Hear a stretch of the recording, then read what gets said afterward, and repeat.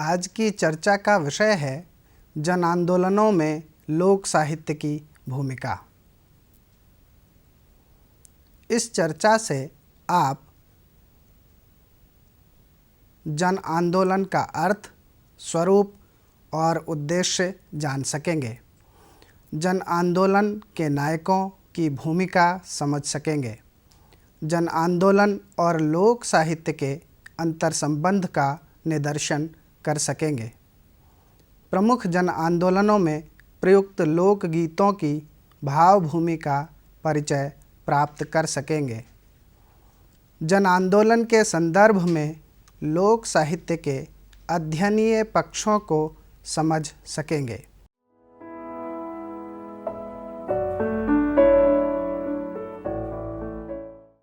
आंदोलन का अर्थ है संगठित सत्ता तंत्र अथवा व्यवस्था द्वारा किए जाने वाले शोषण और अन्याय के खिलाफ पैदा हुआ संगठित और सुनियोजित या स्वतः स्फूर्त सामूहिक संघर्ष। इसका उद्देश्य सत्ता या व्यवस्था में सुधार या परिवर्तन होता है। यह राजनीतिक सुधारों या परिवर्तन की आकांक्षा के अलावा सामाजिक, धार्मिक, पर्यावरणीय या सांस्कृतिक लक्ष्यों की प्राप्ति के लिए भी चलाया जाता है। ऐसे ही किसी मुद्दे पर जब आम जनता अपने हितों के लिए स्वयं सत्तातंत्र के विरुद्ध डटकर खड़ी हो जाए तो इसे जन आंदोलन कहा जाएगा। यहाँ हमें आंदोलन और जन आंदोलन के बीच सूक्ष्म अंतर को समझ लेना चाहिए। आंदोलन में भाग लेने वाले लोग किसी विचार विशेष या पार्टी से जुड़े भी हो सकते हैं, लेकिन जन आंदोलन में पार्टी, विचार, धर्म, समुदाय अथवा अस्मिता से ऊपर उठकर किसी सार्वजनिक मुद्दे पर जनता अपनी भागीदारी सुनिश्चित करती है। इसके बावजूद हम कई बार जन आंदोलन को आंदोलन कहते हैं, जैसे कि चिपको आंदोलन पेड़ों की रक्षा के लिए चलाया गया जन आंदोलन है। इसी तरह गांधी जी, विनोबा भावे, सहजानंद सरस्वती आदि द्वारा चलाए गए अधिकतर आंदोलन जन आंदोलन कहे जाएंगे। जन आंदोलन के नायक भी प्रायः जनता के बीच से उठे हुए होते हैं। वे न केवल उद्देश्य विशेष को लेकर अपनी अग्रणी भूमिका प्रदर्शित करते हैं, बल्कि जनता को आंदोलन के दूरदर्शी परिणाम और उद्देश्य प्राप्ति की अपनी रणनीति भी समझाते हैं। इसलिए जनता द्वारा उन्हें नेतृत्व का मौका दिया जाता है और वे ऐसे आंदोलनों के नायक बनकर उभरते हैं। नायकों के आने से जनता को मुद्दे की स्पष्टता समझ में आती है और आंदोलन की तीव्रता बढ़ जाती है। यानी जन आंदोलन जनता के द्वारा जनता के अपने हितों और ज़रूरतों के लिए जनता के बीच से चुने हुए नायक की अगुवाई में सत्तातंत्र के खिलाफ चलाए जाते हैं।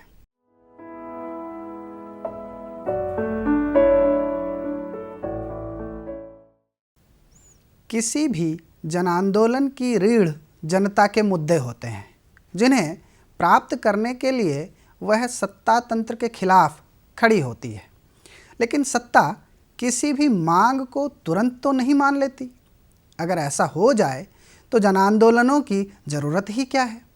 जाहिर है जनता को एकजुट होकर सत्ता को अपने पक्ष में झुकाने के लिए डटना होता है, जिसमें समय लगता है। सबको इंतज़ार करना पड़ता है। प्रायः सत्ता के अपने पक्ष में आने तक का यह लंबा इंतज़ार हो जाता है। जन आंदोलनों के लिए किसी देशी विदेशी पार्टी, कंपनी अथवा व्यापारिक घराने से पैसा तो नहीं मिलता। जन आंदोलनों में भाग ले रहे लोग अक्सर निम्न अथवा मध्य वित्तीय आय वाले होते हैं, जो मेहनत मजदूरी, छोटी मोटी नौकरी या छात्रवृत्ति के बल पर अपनी रोज़मर्रा की ज़रूरतें पूरी कर रहे होते हैं। आंदोलन में भाग लेने से उनके आय स्रोत पर भी परेशानी आ सकती है, इसलिए इंतज़ार करते करते उन्हें ऊब भी हो सकती है। ऐसे में लोक गायक अपने लोक गीतों द्वारा जन आंदोलनों में प्राण फूंकते हैं। लोक साहित्य लंबे समय तक चलने वाले जन आंदोलनों को ऊर्जा प्रदान करता है तथा उन्हें जीवित और जीवंत बनाए रखता है। इस दौरान स्वांग, गीत, प्रेरक किस्से, कहानियाँ, पहले हो चुके आंदोलनों की प्रेरणादायी बातें, उस समय गाए गए लोकगीत आदि का खूब प्रयोग किया जाता है। जनता इस लोक साहित्य से प्रेरणा पाकर दुगने जोशो खरोश से सत्ता के खिलाफ संघर्ष में जुट जाती है। आंदोलनों के ताप से निकले नारों और गीतों का बड़ा महत्व है। इन नारों में जितना तीखापन और गीत जितने ओजस्वी होंगे, आंदोलन की धार उतनी ही तेज होगी।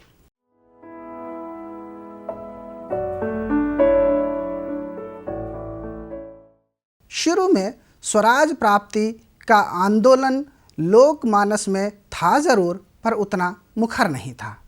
गांधी जी ने न केवल लोकमानस के भीतर छिपी स्वराज की ललक पहचानी, बल्कि उसे स्वदेशी के साथ जोड़कर आम जनता की आकांक्षा को स्वर दिया।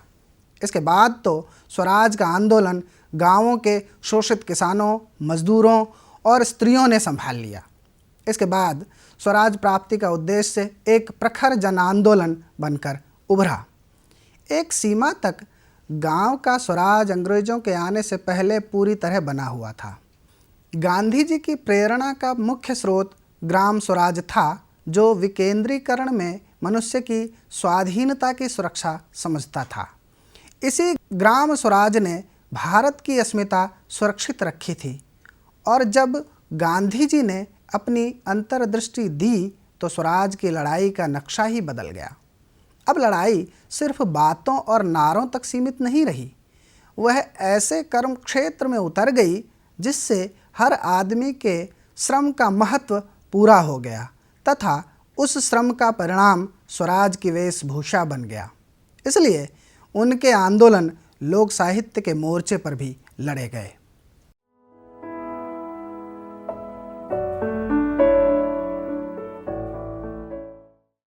आइए अब हम स्वराज के लिए जन आंदोलन में लोक साहित्य की भूमिका की चर्चा करें। गांधी जी के आंदोलनों में लोक साहित्य का प्रयोग होता ही था, साथ ही चल रहे अन्य आंदोलनों को भी लोक साहित्य के माध्यम से अभिव्यक्त किया जा रहा था।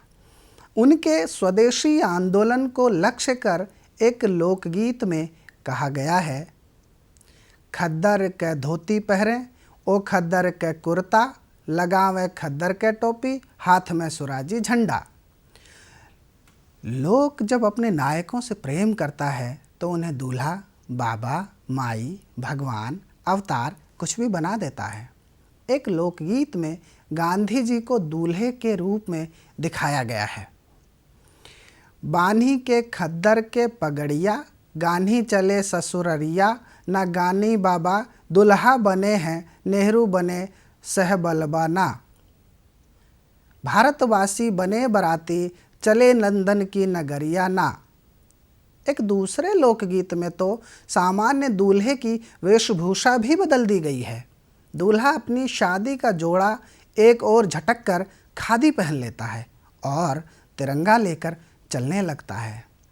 बन्ना मेरो गान्ही के बसमा, तिरंगा झंडा उठाए चला है। यह सच्चे अर्थों में जन आंदोलन और लोक में उसकी व्याप्ति है। पूरा जन समाज अंग्रेजी शासन के प्रति क्रोधित हो उठा था। यहाँ तक कि जनता अपने को खुद ही जेलों के लिए समर्पित करने लगती थी। देखें तो, गान्ही के आइल जमाना, देवर जेल खाना चले गए। जब से तपे सरकार बहादुर, भारत मरे बिनु दाना, देवर जेल खाना चले गए।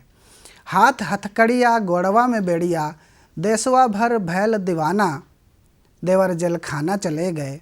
धर्म राख लेऊ भारत मैया के, चरखा चलाओ मस्ताना, देवर जेल खाना चले गए।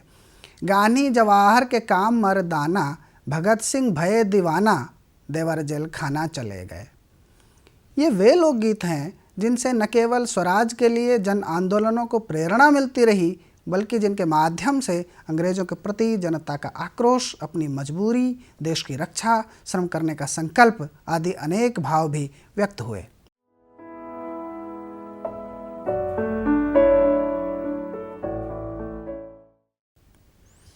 गांधी जी का चरखा भी आज़ादी का प्रतीक बन गया था, इसलिए लोक साहित्य में उसे भी भरपूर जगह मिली। एक हरियाणवी लोकगीत में नायिका अपने प्रिय से चरखा ही मांग रही है।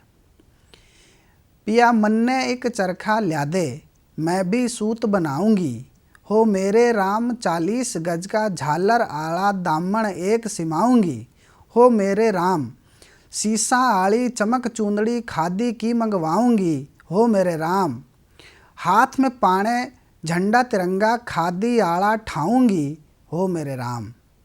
इसी तरह एक और गीत में नायिका कह रही है, ए रेशम की साड़ी मंगवा दो सांवलिया, गांधी का इसमें फ़ोटो लगवा दो, नेहरू का झंडा लगवा दो, भारत की तस्वीर लगवा दो। लोक का यह रूप गांधी, नेहरू आदि अपने आंदोलन के नेताओं के लिए प्रेम तो प्रदर्शित करता ही है, राष्ट्र के प्रति निष्ठा भी दर्शाता है। एक गीत बुंदेलखंड और उत्तर प्रदेश में स्थित हमीरपुर ज़िले में गांधी युग में 1920-30 के दरमियान गाया जाता रहा है।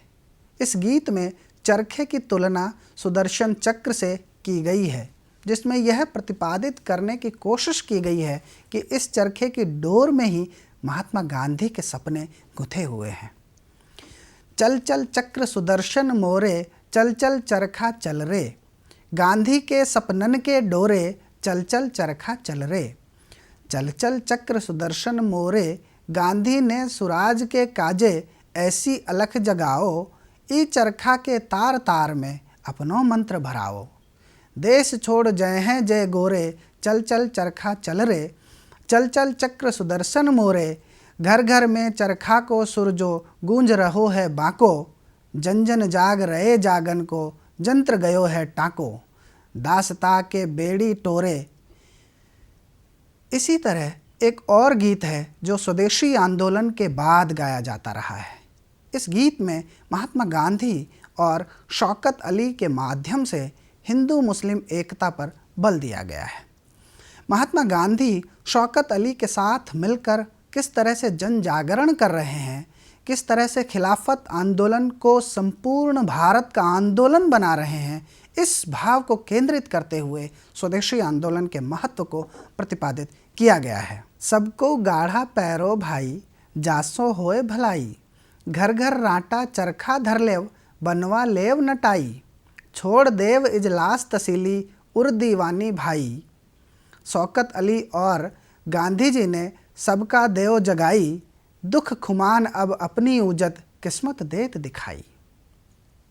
इसी तरह एक अन्य लोकगीत में मर्यादा पुरुषोत्तम राम और भगवान कृष्ण के आख्यान का वर्णन करते हुए महात्मा गांधी के स्वराज का चित्रण किया गया है।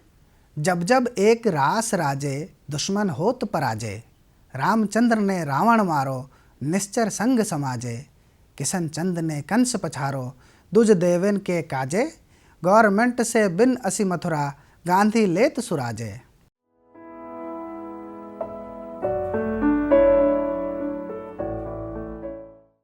गांधी जी के अछूत आंदोलन को भी लोक साहित्य में स्थान मिला है। उन्होंने देश के अछूतों को सामाजिक सम्मान दिलाने के लिए एक व्यापक जन जागरण आंदोलन खड़ा किया और उसे स्वाधीनता प्राप्ति के लिए चलाए जा रहे संघर्ष का हिस्सा बनाया।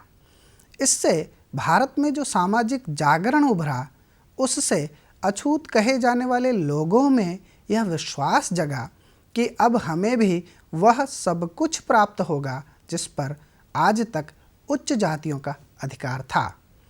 उसी की एक बानगी इस लोकगीत में मिलती है। चौंक उठा था विश्व एक दिन, सुनिए तेरी बानी, रह न सकेगी इस अछूतपन की अब कहीं निशानी। गिरे हुए अपने पैरों से उठ ऊंचे होवेंगे, पिछड़े हुए बढ़ेंगे आगे अब न पड़े सोवेंगे। ऐसे अन्य उदाहरण भी लोक साहित्य में देखे जा सकते हैं।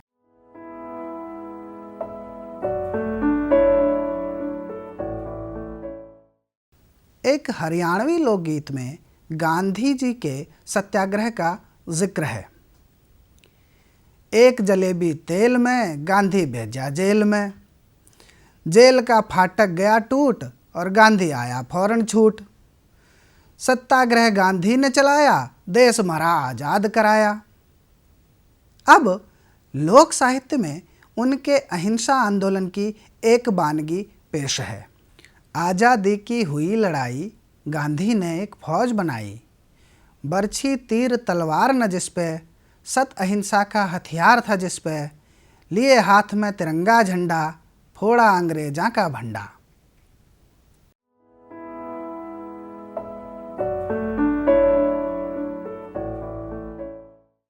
हरियाणवी लोकगीतों द्वारा प्रस्तुत किए गए बापूजी की मृत्यु के करुण दृश्य से सभी की आंखें सजल हो उठी थीं।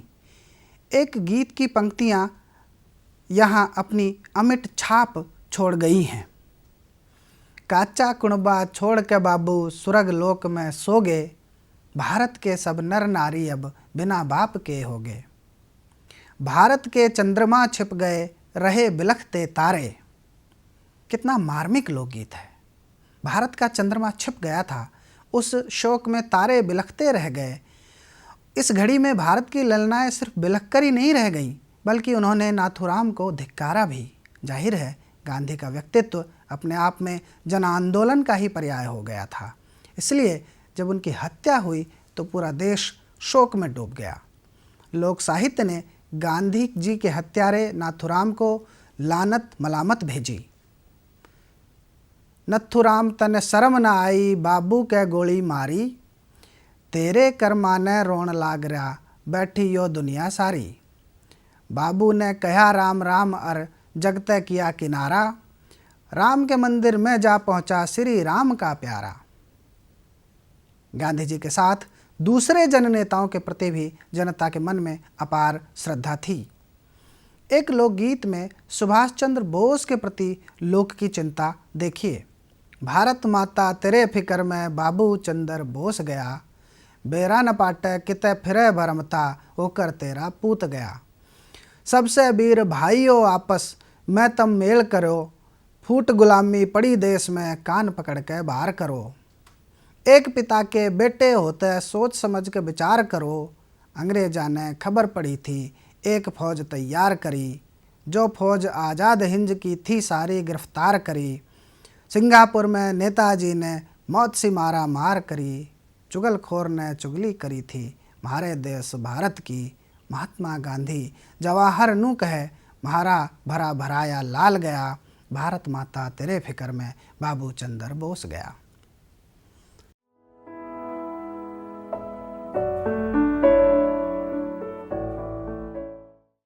उत्तराखंड को जन आंदोलनों की धरती भी कहा जाता है। उत्तराखंड के लोग अपने जल, जंगल, जमीन और बुनियादी हक हुकूकों के लिए और उनकी रक्षा के लिए हमेशा से ही जागरूक रहे हैं। चाहे 1921 का कुली बेगार आंदोलन हो, 1930 का तिलाड़ी आंदोलन हो या 1974 का चिपको आंदोलन, 1984 का नशा नहीं रोजगार दो आंदोलन हो अथवा 1994 का उत्तराखंड राज्य प्राप्ति आंदोलन। इस अंचल के इतिहास के गौरवशाली जन आंदोलन ये सभी कहे जाते हैं। इन सब में अपने हक हुकूकों के लिए उत्तराखंड की जनता और ख़ास तौर पर मातृशक्ति ने अपनी महत्वपूर्ण भूमिका निभाई। जब कभी चिपको आंदोलन का जिक्र आता है तो वृक्षों की रक्षा के लिए एक व्यापक जंग छेड़ने वाले सुंदरलाल बहुगुणा का चित्र मस्तिष्क में घूमने लगता है। बहुगुणा जी ने इस आंदोलन को विस्तार दिया, परंतु पेड़ों की रक्षा की प्रथम मुहिम चलाने का श्रेय एक महिला को जाता है। यह महिला न किसी शहर की थी और न पढ़ी लिखी। वह थी गढ़वाल हिमालय के जिला चमोली के एक गांव रैणी की साधारण गृहिणी गौरा देवी, जिसने ग्लोबल वार्मिंग की चर्चा के पहले ही पेड़ों के कटने का दुष्परिणाम देख लिया था। सन 1962 के चीनी आक्रमण के बाद जब भारत सरकार ने अपनी सरहदों की सुध ली और वहाँ सड़कों का निर्माण प्रारंभ किया तो धड़ाधड़ पेड़ काटे जाने लगे। इसे देखते हुए सन 1972 में रैणी गांव के लोगों में एक चर्चा हुई और एक महिला मंगल दल का गठन हुआ, जिसकी अध्यक्षा गौरा देवी को बनाया गया। गांवों के जल, जंगल और ज़मीन को बचाने के लिए लोगों में जागरण पैदा किया गया। इस प्रकार जंगल बचाकर जीवन बचाने का विश्वविख्यात जन आंदोलन खड़ा हुआ। इस जन आंदोलन को लोक साहित्य ने व्यापक बनाने का कार्य किया।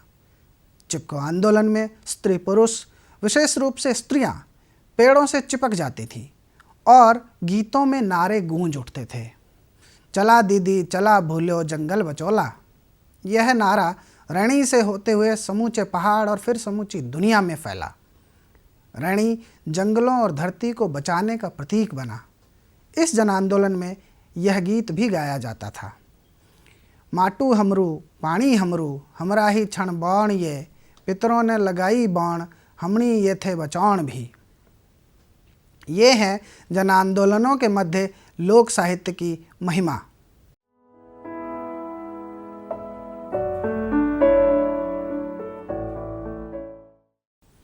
बिजोलिया के किसान आंदोलन में भी लोक साहित्य की भूमिका कमतर नहीं रही। इस आंदोलन में जहां एक ओर माणिक्यलाल वर्मा द्वारा रचित गीत गाया जाता था, वहीं दूसरी ओर लोकगीतों से गांव-गांव में अलख जगाई जाती थी। एक उदाहरण देखिए। मान मान मेवाड़ा राणा प्रजा पुकारे रे, रूस जार को पतो न लाग्यो, सुन राजा फतमाल रे। इसी तरह बूंदी का किसान आंदोलन भी प्रसिद्ध है। राजस्थान के बूंदी में भूमि बंदोबस्त व्यवस्था के बावजूद गांवों में धीरे धीरे महाजनों का वर्चस्व बढ़ने लगा था। साध प्रथा के अंतर्गत प्रत्येक क्षेत्र में महाजन से लगान की अदायगी का आश्वासन किया जाने लगा। इस व्यवस्था से किसान अधिकाधिक रूप से महाजनों पर आश्रित होने लगे और उनके चंगुल में फंसने लगे। 19वीं सदी के अंत में व 20वीं सदी की शुरुआत में जागीरदारों द्वारा किसानों पर नए नए कर लगाए जाने लगे और उनसे बड़ी धनराशि एकत्र की जाने लगी। जागीरदारी व्यवस्था शोषणात्मक हो गई। किसानों से अनेक करों के अतिरिक्त विभिन्न प्रकार के लाग-बाग लेने की प्रथा भी प्रारंभ हो गई। इस कारण से जागीर क्षेत्र में किसानों की स्थिति अत्यंत दयनीय हो गई, जिसके कारण किसानों में रोष उत्पन्न हुआ और वे आंदोलन करने को उतारू हो गए। मेवाड़ राज्य के बिजोलिया में हुए किसान आंदोलन की कहानियाँ पूरे राजस्थान में व्याप्त हुई। बूंदी का किसान आंदोलन राज्य प्रशासन के विरुद्ध था, जबकि मेवाड़ के बिजोलिया आंदोलन में किसानों ने अधिकांशतः जागीर व्यवस्था का विरोध किया था। बूंदी के किसान आंदोलन की विशेषता यह थी कि इसमें बड़ी संख्या में महिलाओं ने महत्वपूर्ण भूमिका निभाई थी। लोक साहित्य ने इन सब आंदोलनों में प्रेरक का काम किया था।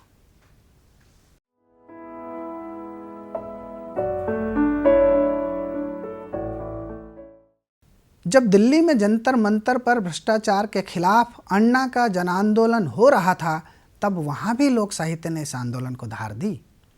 जन आंदोलन की अगुवाई कर रहे अन्ना के प्रति जनता में ऐसा जोश और प्रेरणा थी कि हर कोई अन्ना बनना चाहता था। लोक साहित्य ने जनता की इस भावना को वाणी दी है। मैं भी अन्ना, तू भी अन्ना, अब तो सारा देश है अन्ना। यह अन्ना आंदोलन का वह नारा है जो बच्चे बच्चे की जुबान पर चढ़ गया था।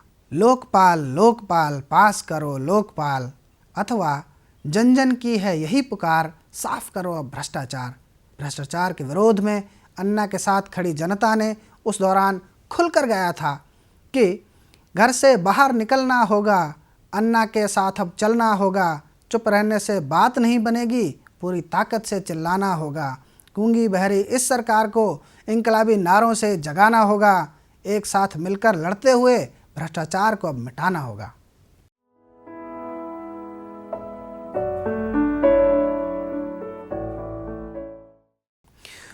तो जन आंदोलन और लोक साहित्य विषय पर आज हुई इस चर्चा से हम इस निष्कर्ष पर पहुँचे हैं कि जन आंदोलन और लोक साहित्य का गहरा संबंध है। किसी भी जन आंदोलन में, चाहे वह किसान आंदोलन हो, चिपको आंदोलन हो, गांधी जी द्वारा चलाए गए स्वदेशी स्वराज अछूतोद्धार अथवा असहयोग आंदोलन हो, या फिर जवाहरलाल नेहरू, सुभाष चंद्र बोस, विनोबा भावे, अन्ना हजारे के आंदोलन, लोक साहित्य उन सब की ऊर्जा, प्रेरणा और रीढ़ बनकर उभरता है। लोक साहित्य में जितना प्रेम और भाईचारे का संदेश है, उससे कहीं ज़्यादा सच्चाई के पक्ष और अन्याय के विरोध में जनता की आवाज़ बनने की ताकत है। जन आंदोलन जनता के द्वारा, जनता के अपने हितों और ज़रूरतों के लिए जनता के बीच से चुने हुए नायक की अगुवाई में सत्ता तंत्र के खिलाफ चलाए जाते हैं।